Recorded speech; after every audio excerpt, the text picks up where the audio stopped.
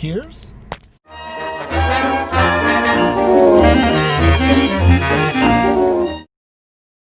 What's going on, guys? I'm Lakota from MYR Mediums, and this is my second vlog of 2020, roughly 1 week after my first vlog of 2020.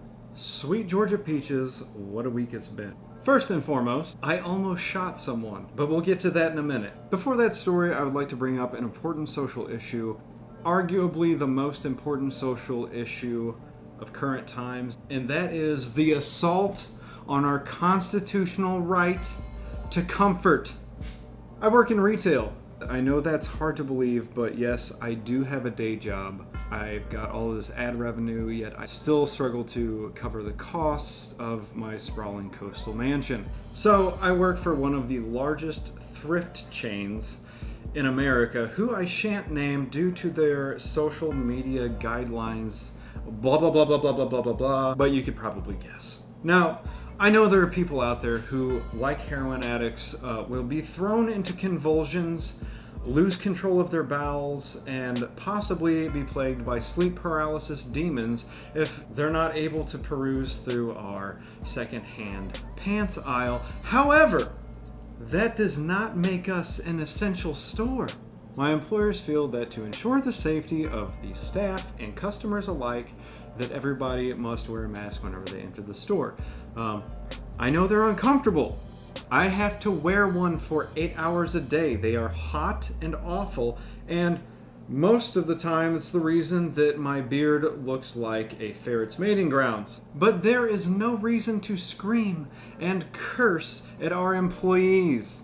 I have been cursed out more in the past 3 weeks than I have in the past decade, all because I'm asking people to wear a mask at the front door. Let's listen to some audio.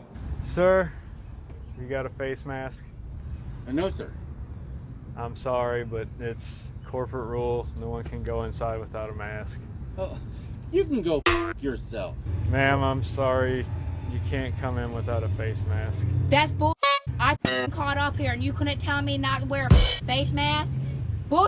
I already got out of my car. Excuse me, sir. Do you have a mask? No, I got no mask. The hell you need a mask for? No admittance without a mask. Are you serious? It is my right. I don't have to wear a mask. There's no admittance without a face mask. I'm sorry. You, are you serious? And I'm only up there like 3 hours a day. The girls actually get it worse most of the time. Just yesterday, one of my employees was called a Nazi because she informed a man that she had not sanitized the cart that he was about to grab. She was not asking you to turn over the Jews in your basement. She just was looking out for other people's safety. Crazy. And I know most of you guys are thinking, yeah, boomers will scream about anything. But here's the thing. Most of the people throwing the biggest tantrums are in between the ages of 25 and 40. Who knew? Although what really gets me is, and this just happened a few days ago, this sweet little old lady, roughly the age of 175, gets out of her car and walks up to the doors not wearing a mask. And I tell her, ma'am, I'm sorry, but there's no admittance without a mask. Well, why in the hell not? I just drove all the way across town. That's roughly a 3-minute drive, by the way. And you're not going to let me in.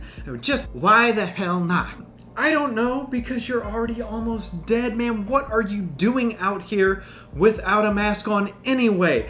Pollen could kill you. A light breeze could snap your femur. Bravery. I admire it. Still, you can't come in. Please, guys, yelling and screaming and cursing at the door greeter does nothing. It's not our rule. We didn't make it. We are just the unfortunate souls that get to deliver the bad news to you. So just like, get a mask. They're like 60 cents. Wrap a shirt around your face. You not. A woman, after receiving the bad news that she could not come in without a face covering, went back to her van and came back to the door with children's underwear over her face, the leg holes around her ears. I let her in just for the simple fact that she was bold enough to do that. I digress. Be kind to people. Most of you guys are fine. But there are some days. On to the next thing. So like I said, I posted my first vlog in 2 years about a week ago. Let's take a look at some analytics, see how the channel's doing, see the response to my return. Oh, what the cuss, boys and girls. Look at that growth! Guys, it's official. I'm an e-boy now. I got that drip, Louis Yeezys, and I can wear it. So I got a fan base now. I'll bet you anything if I uploaded this as my thumbnail. 2 million subscribers tomorrow. Shout out to my boy Brayden who let me borrow all of this ridiculous stuff. Honestly scared that I might damage, so I need to get it back to him rather quickly. I think that's everything, and oh wait, I almost shot someone. So this is a ludicrous story, and I wish I had an animation or something, but I'm poor, and you have to deal with looking at my face while I tell this story. It is an entertaining one with a moral, I believe. So, I'm leaving work the other day, and I get home, I am dead tired. I mean, I was falling asleep on the couch, I was irritable, and my wife and I went to bed at like 9. And as soon as my head hit the pillow, I was awake. Like I had just drank an espresso. And I laid there in bed until between 10:30 and 11. Finally got up, went into my studio, and I sat down at the desk. And I thought, I need to go grab my earbuds. I walk downstairs and interrupt 2 guys actively trying to break into my house and car. I did the Midwestern thing and ran back upstairs, woke my wife up, told her to call the cops, and grabbed my pistol. I was scared. I mean, moderately freaked out. You don't really know what you're gonna do or how you're going to act in that situation until it's happening. And we live in a small town. This does not happen that often. I run downstairs with my pistol. My wife trailing me behind, trying to unlock her phone to call the cops. Like, I lean outside of my door, not showing the gun because I'm not, I know the laws and stuff, and I wouldn't want to shoot anybody. Like, I don't want that to happen. They weren't in my house. We were in no, immediate danger. But I leaned out, and it was the weirdest interaction. They were just staring at me and looking at me in a way as like I wasn't supposed to be there. And I was looking at them as if they weren't supposed to be there. I had just guy had just finished trying to jimmy my door open. And I lean out and I'm like, can I help you? And they pull out. They had backed into my driveway next to my car and our porch. Driveway's not set up for that. It's not convenient to back into this driveway. Anyway, as they're pulling out, I'm like, oh good, I'll get their license plate number. No, I couldn't believe what I was seeing at the time. It was almost like my brain, because it was so weird, but it looked like they had spray painted their back license plate black. I'm on the phone with the police.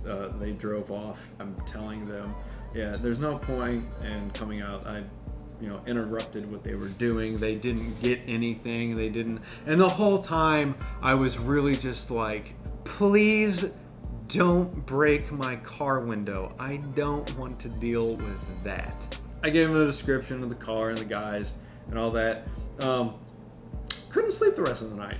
Go to work the next day, and obviously it's on my mind, but I kind of, looking for the best in every situation, was like, maybe they just were at the wrong house. Like, they thought they were supposed to go there, and fooling myself. So I pull into my driveway after work, and my eye immediately goes to this thing sitting next to my trash can. It's a little black toy pistol. So anyway, I go over and I pick it up, and I see that the orange on it is spray painted black. So I'm like, oh my gosh.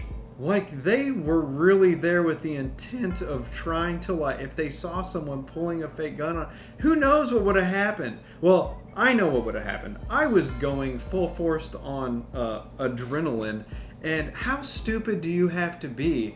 It's the Midwest. Everyone in the Midwest has guns in arm's reach like all the time. And you're going to, knowing this, decide, let's do a home invasion, buddy.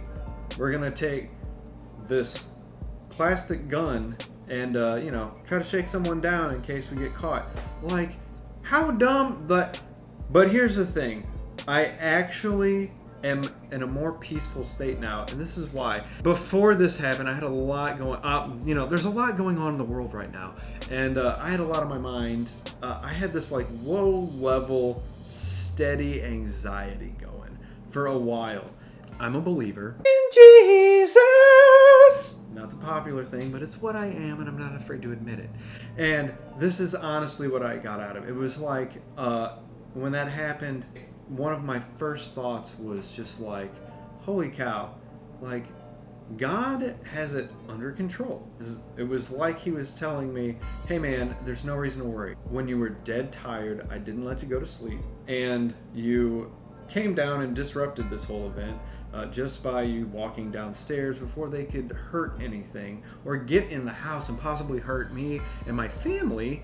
Didn't let this gun get pulled on you last night, because as I get older, I'm realizing more and more, like, I'm not a badass. I carry things with me. I don't even like hurting people's feelings. Even in a justified situation of self-defense, like, it would hurt me having to protect myself in a lethal way. And then had it been over a toy gun that it was dark, I couldn't see it. If somebody pulled that gun up on me in the dark, the first thought I'm gonna have is, holy cow, I'm about to get shot, and then unload. It was like I was spared any heartache. I did not have to pull a gun on anybody. The police really didn't even have to get involved. They did get involved. I called them to, once I found this toy gun, I was like, okay, maybe, something very significant could have happened last night, so I'm gonna call the cops back and let them know what's going on. So anyway, that's been my week. How's yours been? Please tell me, leave a comment and let me know how I'm doing, how you're feeling, how this has tickled you. I enjoy tickling. And I plan on having another vlog out next week. I was really hoping to have another unintentional ASMR style video up this week. It might happen, it might not. I also have a special video coming out covering an artist that I know. I'll tell you the name when I release the video, but he's a very talented guy, does a very unique style of artwork, and I'm currently doing a collaboration with him. So I can't wait to share that with you. Thanks for watching. I appreciate you dearly. Have a wonderful night, or morning, or day, whatever time you're watching. I still don't know how to end these videos. That's just always going to be my Achilles heel here.